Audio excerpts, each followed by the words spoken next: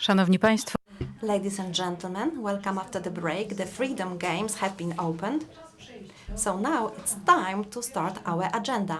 And the first meeting will be a meeting with the EU Commissioner for Equality, Mrs. Helena Dalli. She's the first EU Commissioner for Equality of the European Union, and she's been performing this function since December 2019. Her role is to ensure that the Equality Union operates in line with President von der Leyen's guidelines. Before taking up the role of Commissioner, Mrs. Dalli held various political roles in Malta. She was an MEP, Minister for European Affairs and Equality, and Minister for Social Dialogue, Consumer and Civil Liberties. She was also a Minister in the Opposition Shadow Cabinet for Public Administration, Equality, Broadcasting and National Investment, and a Junior Minister for Women's Rights.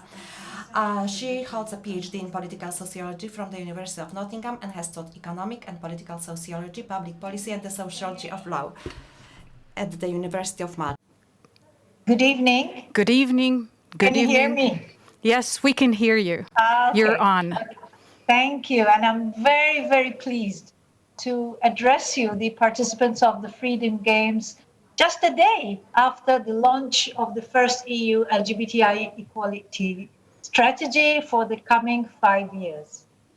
I know how important cultural events like this one are for the LGBTIQ community, both in terms of community building and also the strategizing opportunities that they present for the affirmation that we are all born equal in dignity and rights.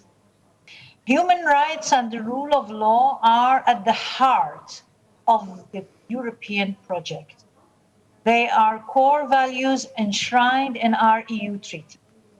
The EU also supports the United Nations Human Rights Vienna Declaration that human rights are universal, indivisible, independent, and interrelated. Human rights are the same everyone and for everyone. And our role at the European Commission is to ensure that they are upheld. Indeed, they are mainstreamed into all our policies and activities as EU human rights obligations are binding. For instance, the Union makes direct reference to human rights in its work on social inclusion, development, and economic participation. We have made huge efforts to live up to the values of fundamental rights. Our legislation, case law, and policy initiatives have improved many people's lives and have helped to build more equal societies. Minimum standards apply when it comes to LGBTIQ equality in employment. But we recognize that we still have a long way to go to achieve LGBTIQ equality in all spheres of life. In a recent survey, the European Union Agency for Fundamental Rights found that discrimination against LGBTIQ people has increased indeed. In 2019, 2 out of 5 respondents felt discriminated against. For LGBTIQ people, it can still be unsafe to show affection in public.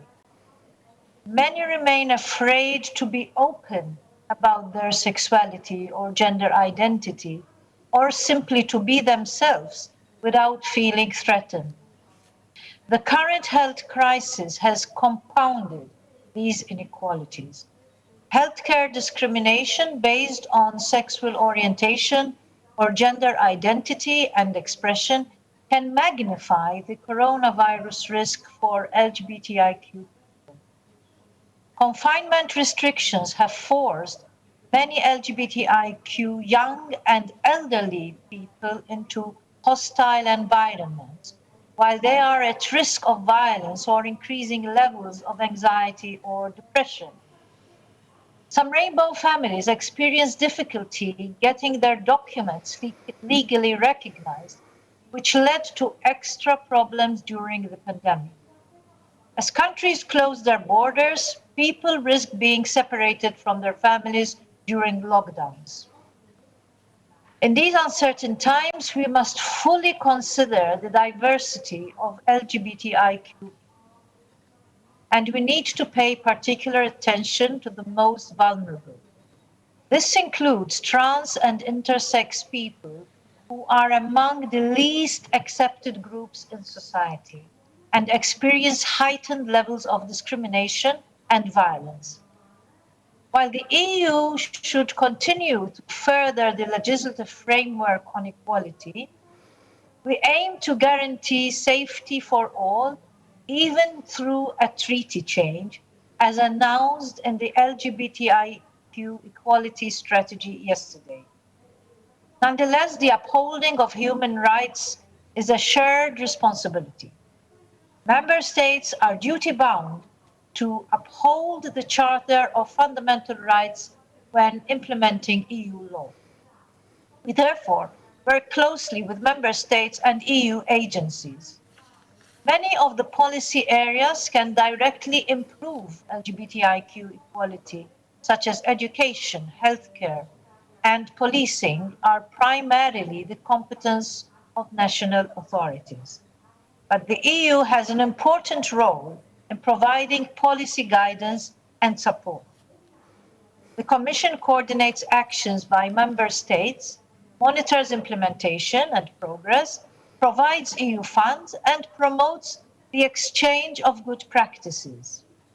As you know, the Commission has been watching the situation of LGBTIQ persons in member states following a worrying trend of anti-LGBTIQ incidents. We have seen attacks on pride and the adoption of so-called LGBTIQ ideology-free zones and declarations which are nothing but humanity-free zones.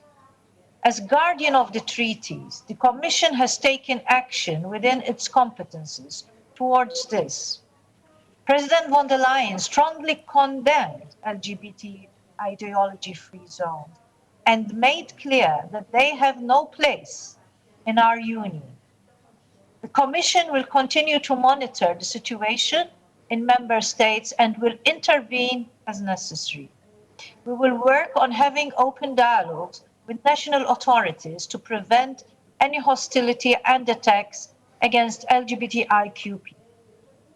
We will also consult with LGBTIQ civil society on the implementation of a strategy, as we believe that it is crucial to systematically engage with organizations pushing the human rights agenda. It is very important that 19 member states requested a strategy with clear actions to advance LGBTI equality in the EU.